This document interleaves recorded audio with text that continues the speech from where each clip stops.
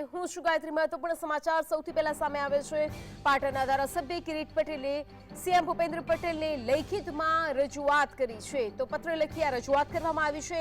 Mehsana Ahmedabad national highway પર road repair ન થાય ત્યાં સુધી ટોલ ટેક્સ નહીં ઉઘરાવવાની માંગ આ પત્રમાં કરવામાં આવી છે। નેશનલ હાઈવેને તાત્કાલિક રિપેરિંગ કરવાની માંગ કરવામાં આવી છે। તો આ રોડ ઘણી જગ્યાએ તૂટી ગયેલા છે તેમજ ખાડા પર પડી ગયા છે। આથી કરીને જ્યાં સુધી રોડ રિપેર ન થાય ત્યાં સુધી ટેક્સ ન લેવો, વાહન ચાલકોને વાહન ચલાવવામાં મુશ્કેલી સર્જાય છે તેવો પણ આ પત્રમાં ઉલ્લેખ કરાયો છે। પાટણના ધારાસભ્ય કિરીટ પટેલે સીએમ ભૂપેન્દ્ર પટેલે લેખિતમાં રજૂઆત કરી આ માંગ કરી છે। ઉલ્લેખ કર્યો છે કે જ્યાં સુધી Mehsana Ahmedabad national highway road repair ન થાય ત્યાં સુધી ટોલ ટેક્સ ના ઉઘરાવવો જોઈએ। નેશનલ હાઈવેને તાત્કાલિક રિપેરિંગ કરવાની પણ અહીંયા માંગ કરવામાં આવી છે। વાહન ચાલકો છે કે જે ત્યાંથી પસાર થતા હાલાકીનો સામનો કરી રહ્યા છે। આથી જ્યાં સુધી રોડ રિપેર ન થાય ત્યાં સુધી ટેક્સ ન ઉઘરાવવો જોઈએ। આ રોડ ઘણી જગ્યાએ તૂટી ગયેલો છે, ત્યાં ખાડા પણ પડી ચૂક્યા છે। મેં મુખ્યમંત્રીને પત્ર લખ્યો છે। મહેસાણાથી અમદાવાદનો જે ટોલ રોડ છે એ ટોલ રોડ ઉપર કરોડો રૂપિયા ટોલ ઉઘરાવવામાં આવે છે।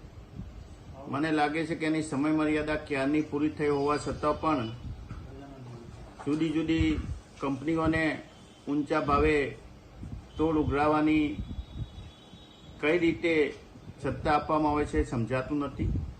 જે નાના વ્હીકલો હતા એના માટે કરોડોનો ખર્ચ રાજ્ય સરકાર કરી રહી છે।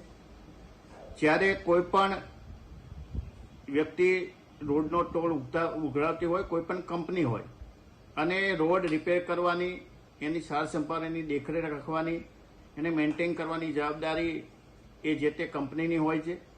પરંતુ આ રોડ છેલ્લા ઘણા સમયથી બિસ્માર હાલતમાં છે। એના બ્રિજના ઉપરના રોડ પણ વારંવાર તૂટી જાય છે અને આના લીધે લોકો અને વાહન ચાલકો હેરાન થાય છે, ટ્રાફિક સર્જાય છે। 5-5, 10-10 કલાક સુધી ટ્રાફિકની અંદર લોકોએ હેરાન થવું પડે છે। શા માટે સરકાર આવી કંપનીઓને સાચવી રહી છે, એમના સામે કાર્યવાહી કરતી નથી, એ મને સમજાતું નથી। લોકોના જ કરોડોના પૈસા, કરોડોના નાણાં એ કંપનીઓને આપી દેવામાં આવે છે અને એની દેખરેખ કે એની સાર સંભાળ થતી નથી। એટલા માટે મેં આજે મુખ્યમંત્રીને પત્ર લખી અને વિનંતી કરી છે કે તાત્કાલિક આ રોડ રિપેર કરવા માટે સૂચના આપવી અને જ્યાં સુધી રોડ રિપેર ના થાય ત્યાં સુધી લોકોને ટોલમાંથી મુક્તિ આપવી।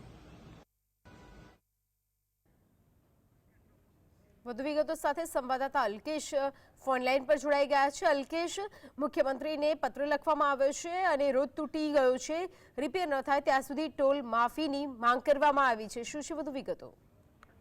જી ચોક્કસ ગાયત્રી, જે રીતે પાટણના કોંગ્રેસના જાગૃત ધારાસભ્ય કિરીટ પટેલ પત્ર વ્યવહાર કરવામાં માહિર છે અને ક્યાંક ને ક્યાંક કોઈ બી સમસ્યા થાય તો તરત જ એ રાજ્ય સરકારને પત્ર લખતા હોય છે। આવી જ એક જે નેશનલ હાઈવે છે અમદાવાદથી મહેસાણા સુધીનો, ત્યાં સખત ખાડા પડી ગયા છે અને આ વરસાદને કારણે જે રીતે રસ્તા બિસ્માર થયા છે એને લઈને ધારાસભ્ય લેટર લખ્યું છે। ગાયત્રી, આપણે પણ ચોક્કસ એક વાત કરી, જીએસટીવીએ પણ આ ખાડાઓ માટે લગભગ અઠવાડિયા 10 દિવસ પહેલા અહેવાલ પ્રસારિત કર્યા હતા, ત્યારે ક્યાંક ને ક્યાંક નેશનલ હાઈવે ઓથોરિટી જાગી હતી। પરંતુ ધારાસભ્યની વાત સાચી છે કે કરોડ રૂપિયાનો ટેક્સ જયારે ભરતા હોય વાહન ચાલકો ત્યારે એને સુવિધા મળવી જોઈએ। આમ અત્યારે હાલ આ જે રીતે અત્યારે હાઈવે ઉપર ખાડા પડી રહ્યા છે એ ખરેખર વાહન ચાલકો માટે ખૂબ જ મુશ્કેલી છે, એમના વાહનોને ખૂબ મોટું નુકસાન થઈ રહ્યું છે। જી ગાયત્રી।